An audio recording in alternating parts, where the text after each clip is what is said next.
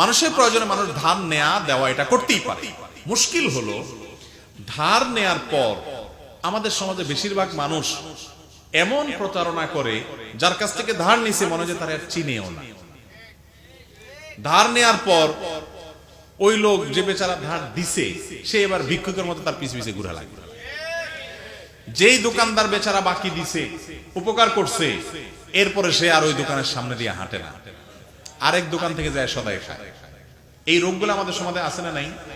নবী করিম সাল্লাল্লাহু আলাইহি সাল্লাম বলেছেন, খিয়ারুকুম আহসানুকুম কাদাআ, তোমাদের মধ্যে সবচেয়ে ভালো মুসলমান সে যেই মুসলমান কারোর কাছ থেকে হাওলাত নিলে, দোকান থেকে বাকি নিলে, লোন ধার দেনা নিলে টাইম অনুযায়ী পরিশোধ করে, টালবাহানা করে না, ঘোরাঘুরি করায় না, এবং বাটপারি করে না, এবং চিটারি করে না, দেনাদারকে পাওনাদারকে ঘুরায় না।